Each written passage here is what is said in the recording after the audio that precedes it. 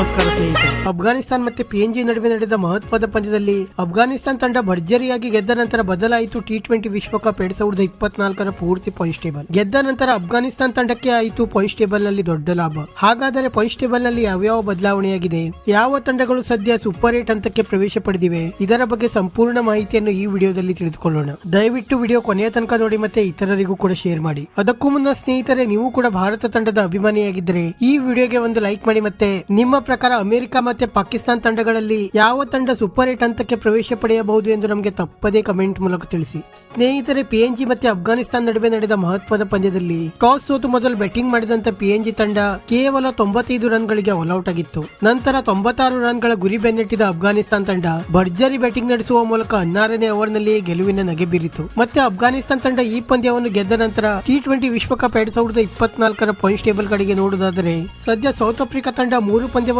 ಆಡಿ 6 ಅಂಕದೊಂದಿಗೆ ಈಗಾಗಲೇ ಸೂಪರ್ 8 ಹಂತಕ್ಕೆ ಪ್ರವೇಶ ಪಡೆದಿದ್ದರೆ, ಬಾಂಗ್ಲಾದೇಶ ತಂಡ 3 ಪಂದ್ಯವನ್ನು ಆಡಿ 4 ಅಂಕದೊಂದಿಗೆ 2ನೇ ಸ್ಥಾನದಲ್ಲಿದೆ. ಮತ್ತೆ ನೆದರ್ಲೆಂಡ್ ತಂಡ 3 ಪಂದ್ಯವನ್ನು ಆಡಿ 2 ಅಂಕದೊಂದಿಗೆ 3ನೇ ಸ್ಥಾನದಲ್ಲಿದ್ದರೆ, ನೇಪಾಳ ತಂಡ 1 ಅಂಕದೊಂದಿಗೆ 4ನೇ ಸ್ಥಾನದಲ್ಲಿದೆ. ಮತ್ತೆ ಶ್ರೀಲಂಕಾ ತಂಡ ಈಗಾಗಲೇ T20 ವಿಶ್ವಕಪ್ ನಿಂದ ಹೊರಬಿದ್ದಿದೆ. ನಂತರ ಗ್ರೂಪ್ಸ್ ಡಿ ನ ಪಾಯಿಂಟ್ಸ್ ಟೇಬಲ್ ಕಡೆಗೆ ನೋಡುವುದಾದರೆ ಸದ್ಯ ಅಫ್ಘಾನಿಸ್ತಾನ ತಂಡ 3 ಪಂದ್ಯವನ್ನು ಆಡಿ 6 ಅಂಕದೊಂದಿಗೆ ಸೂಪರ್ 8 ಹಂತಕ್ಕೆ ಪ್ರವೇಶ ಪಡೆದಿದ್ದರೆ, ವೆಸ್ಟ್ ಇಂಡೀಸ್ ತಂಡವು ಕೂಡ 6 ಅಂಕದೊಂದಿಗೆ ಸೂಪರ್ 8 ಹಂತಕ್ಕೆ ಪ್ರವೇಶ ಪಡೆದಿದೆ. ಮತ್ತೆ ಉಗಾಂಡ, ಪಿಎನ್ಜಿ ಮತ್ತೆ ನ್ಯೂಜಿಲೆಂಡ್ ತಂಡಗಳು ಒಫಿಷಿಯಲ್ ಆಗಿ ಈಗ T20 ವಿಶ್ವಕಪ್ ನಿಂದ ಹೊರಬಿದ್ದಿವೆ. ನಂತರ ಗ್ರೂಪ್ ಬಿ ನ ಪಾಯಿಂಟ್ಸ್ ಟೇಬಲ್ ಕಡೆಗೆ ನೋಡುವುದಾದರೆ ಸದ್ಯ ಆಸ್ಟ್ರೇಲಿಯಾ ತಂಡ 3 ಪಂದ್ಯವನ್ನು ಆಡಿ 6 ಅಂಕದೊಂದಿಗೆ ಸೂಪರ್ 8 ಹಂತಕ್ಕೆ ಪ್ರವೇಶ ಪಡೆದಿದ್ದರೆ, ಸ್ಕಾಟ್ಲೆಂಡ್ ತಂಡ 3 ಪಂದ್ಯವನ್ನು ಆಡಿ 5 ಅಂಕದೊಂದಿಗೆ 2ನೇ ಸ್ಥಾನದಲ್ಲಿದೆ. ಮತ್ತೆ ಇಂಗ್ಲೆಂಡ್ ತಂಡ 3 ಪಂದ್ಯವನ್ನು ಆಡಿ 3 ಅಂಕದೊಂದಿಗೆ 3ನೇ ಸ್ಥಾನದಲ್ಲಿದ್ದರೆ, ನಮೀಬಿಯಾ ಮತ್ತೆ ಒಮಾನ್ ತಂಡಗಳು ಒಫಿಷಿಯಲ್ ಆಗಿ T20 ವಿಶ್ವಕಪ್ ನಿಂದ ಹೊರಬಿದ್ದಿವೆ. ಮತ್ತೆ ಗ್ರೂಪ್ ಬಿ ನಲ್ಲಿ ಇಂಗ್ಲೆಂಡ್ ತಂಡಕ್ಕೆ ಕ್ವಾಲಿಫೈರ್ ಹಂತಕ್ಕೆ ಪ್ರವೇಶ ಪಡೆಯಬೇಕಾದರೆ ನಮೀಬಿಯಾ ವಿರುದ್ಧದ 1 ಪಂದ್ಯವನ್ನು ಗೆಲ್ಲಲೇಬೇಕಾಗಿದೆ. ನಂತರ ಗ್ರೂಪ್ ಎ ನ ಪಾಯಿಂಟ್ಸ್ ಟೇಬಲ್ ಕಡೆಗೆ ನೋಡುವುದಾದರೆ